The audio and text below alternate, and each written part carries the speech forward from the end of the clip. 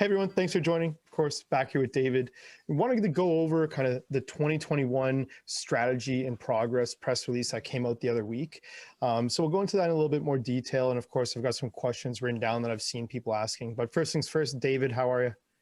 I'm doing great. Thanks, Jason. How about you? Yeah, good. No complaints. Summer around the corner. So things are going At least well. spring. Yeah, I mean, whatever. Hopefully we skip the summer, but Yeah. here, moving on, I guess, to, of If you course, skip the summer, you're going straight to snow. no. Like here, so Vaxil announces 2021 research and development strategy in progress. So do you want to kind of take it from there, give people, of course, the overview, and we'll go over some of the, the content? Sure. Yeah. So thanks, Jason. So after we did that preliminary look at the USAMRIID experiment and the results there, we said that we would take a look at our strategy and announce what we're planning going forward, and that's what we did. The strategy pretty much falls into the categories of what people know about Vaxil, so there shouldn't be too many big surprises here. We're still committed to the three. Generally speaking, the three areas that we've been talking about, it's really two. It's infectious diseases and oncology, cancer. Within infectious diseases, our programs have been in COVID and in tuberculosis. So we're committed to those programs in the ideal ways, respectively, of bringing them forward with a full understanding of what happens out in the real world. So we're not operating in isolation. We understand what it means to try to move forward in COVID today, March, as opposed to January of 21 or February of 2020, right? The story is different. So there's a lot to do in those therapeutic areas, in oncology and in infectious diseases, building off of the base that we have. On the one hand, with strong knowledge, certainly most advanced in oncology with the Imucin, the MUC1 signal peptide that was brought into a clinical trial successfully for multiple myeloma. And as well as in infectious diseases, as I said, in TB and COVID. But we also found some interesting results in the oral technology, oral delivery, that could be very important for us across both of the areas, infectious diseases and cancer. There's a somewhat higher tolerance in oncology for injectables, but when you think about infectious diseases, and especially in the areas, the geographic areas where we see that predominantly, the supply chain is not great. Sometimes you have issues with getting the product in cold chain in that -20, -80, whatever, all the way out to the far ends of where it needs to be. So we're very much aware that delivery of the delivery vehicle or administration matters a lot. And oral is something that we had the idea to pursue. We did that experiment early on, saw some interesting signals, and we're now working on the next stages of that, so we can dig into that.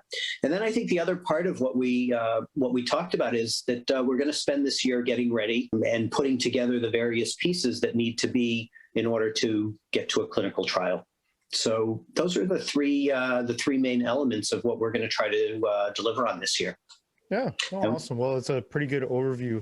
Thanks for that. I had some questions. Obviously, you went over the 3 points, so I'd love to kind of, just start talking about them. We got a bunch of questions, people talking about, quote, through relevant partnerships. Is there anything that goes into that you can expand on what you're looking for in a partner to help develop the oral kind of technology? Yeah.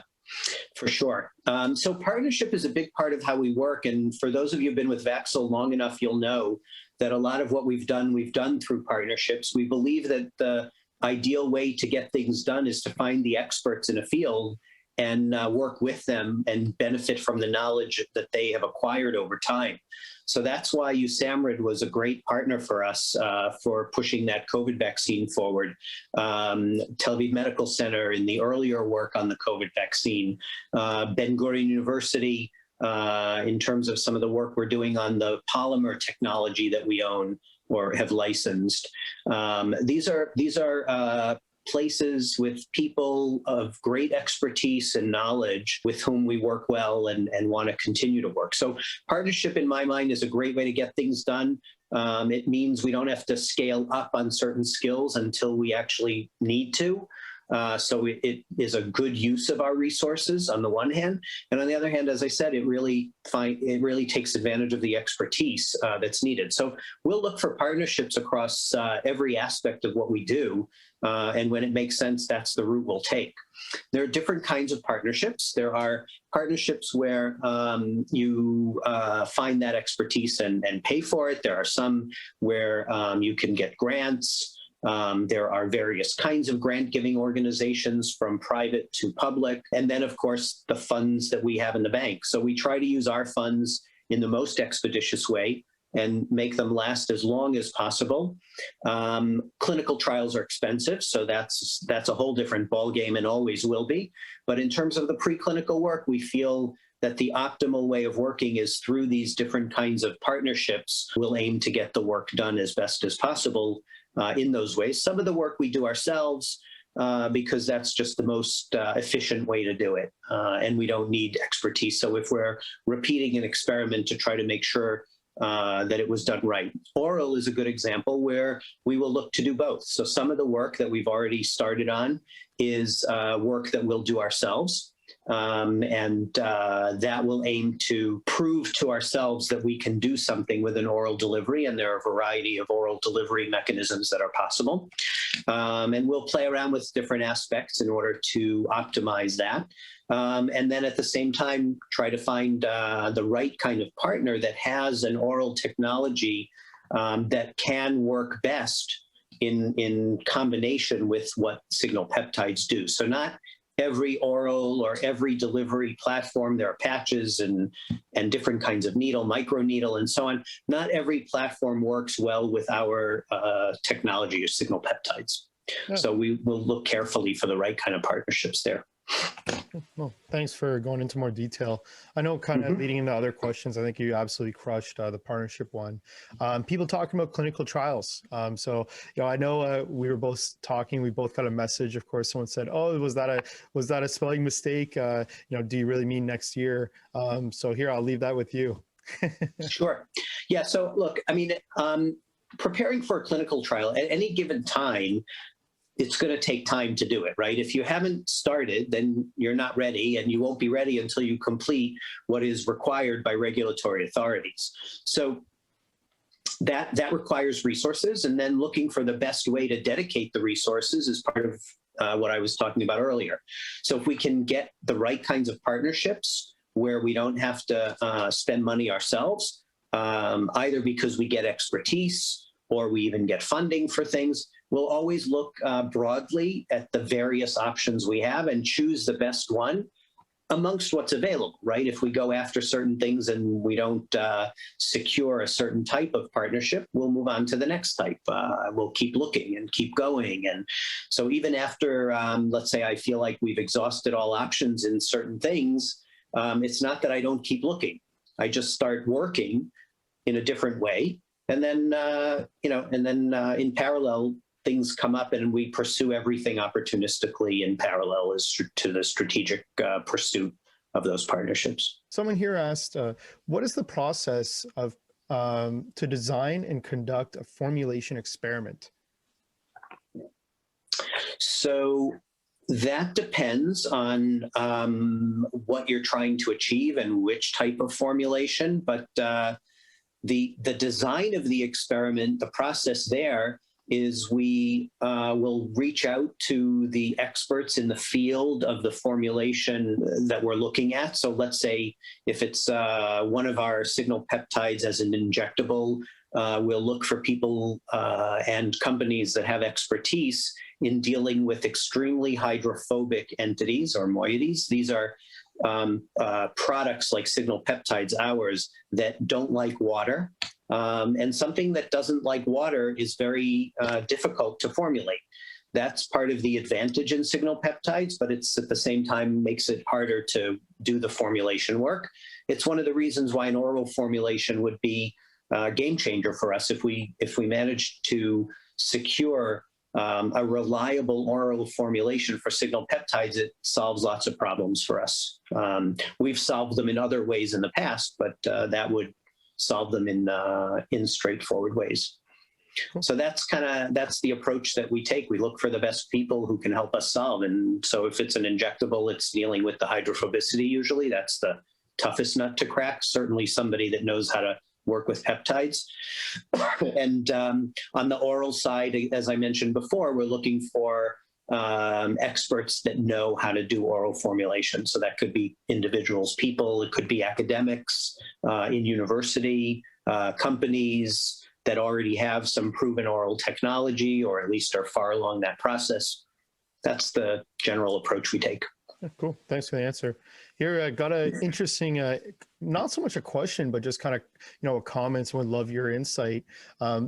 Chief scientist from the World Health Organization said better vaccines could come soon with no need for needles. Obviously, with the big focus on oral now, what's kind of your feeling, on that kind of comment?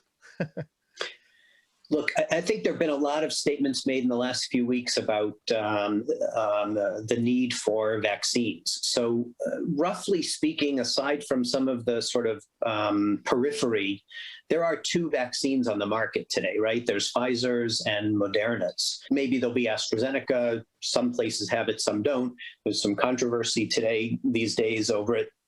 And then there's some other ones that are probably more controversial. There is a need for reliable vaccines that are easy to administer, that outlast the virus, that outsmart or outlast the virus.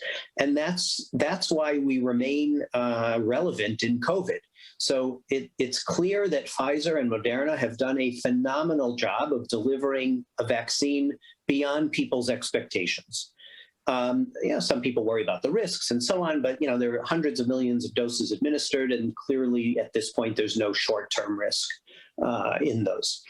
But we also know that the ability of these vaccines to outpace the mutations and the variants that result from the mutations over time can be limited.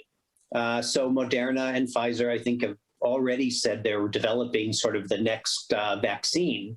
And here's where I think we remain relevant, right? Our signal peptide technology has the potential to be more relevant throughout more mutations. The signal peptide region does not tend to mutate the way other parts of mutate. So it's not that they don't mutate at all. We've seen some mutations, but we seem to be seeing them relatively less frequently and in places that might be less critical clinically. Meaning, if those hypotheses prove true, then our vaccine will survive the mutation story longer than some of the others out there, without a need to retool and remanufacture and get new approval of a new vaccine.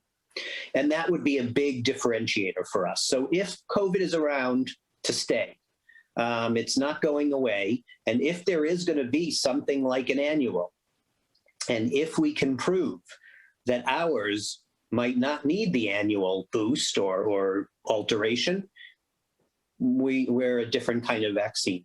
So we still very strongly believe in the potential here. The burden is on us to prove it, right? We still have to work and design the right experiments in order. That comes back to the question around how do you design experiments, formulation or otherwise, right? We have to design the right experiments. We moved very quickly to that USAMRIID experiment. We need to make sure that we can demonstrate consistent impact of the vaccine before we can progress beyond that. Cool. Well, here, the last question I have for you. Lots of people, of course, always asking, what's next? So curious, what can people, if they can expect anything, what's hopefully the next things that we're able to give an update on? So I think, over the next period of time, as we launch this next round of experiments in the three areas we talked about, those would be the announcements that one should expect. So we should be able to discuss what we've been able to prove in terms of the immunogenicity that we generate, the consistency of it, and the breadth or the depth of it. So the strength or robustness, as we said in the press release. We want to generate a strong immune response. We want to make sure that we make the case for especially the longer term response that we generate or we believe our technology should generate. So sometimes you see in other technologies, they generate the antibody response, which is the body's kind of first response. And we believe that our strength is in the longer term impact. And so we want to make sure we design experiments to demonstrate that effect. And that means playing around with a variety of aspects from dosing to dose interval, figuring out how to space things out properly and so on. And in our race to develop the approach, we didn't look for those optimal parameters because we felt that it was worth looking for success. And we saw the immune response. So we did see the success. And now we need to go back and find how we increase the success, maximize that response along those two parameters of A, the robustness, and B, the consistency of it. Awesome. So those are the kinds of announcements on the first leg. The second one would be on the oral, and there we would announce results of our own oral experiments in terms of whether we've been able to repeat what we saw early on, and again, generate a robust immune response that is consistent. Those are the two things we're always looking to do, as well as any potential partnerships that we might achieve. And then to whatever extent we achieve a partnership there, what happens with that technology as well? What happens when we put together someone else's oral with our vaccine? And then there's a lot of work that needs to be done to progress toward a clinical trial. So as we outline what needs to be done and get that work going, to the extent that there are results there, we would report results. We won't report out, and I know there are a lot of people that want us to issue press releases more frequently, but we're going to issue press releases when meaningful things happen. We don't issue press releases on a calendar basis because a week has gone by and we haven't said anything. We're interested in long-term development of science, and then we will report on our progress toward those scientific milestones. Yeah. Well, I think that was a perfect last question to wrap things up. David, thanks so much, of course, for doing these. And, anyone who did make it this far, please, if you've got questions, do drop them below. We will definitely do a Q&A video coming up in the next couple of weeks. And, thanks, everyone. So, David, thank you for joining. Thanks, everybody, and keep the questions coming. I really do appreciate them. I enjoy the interactions and appreciate everyone's passion on the subject.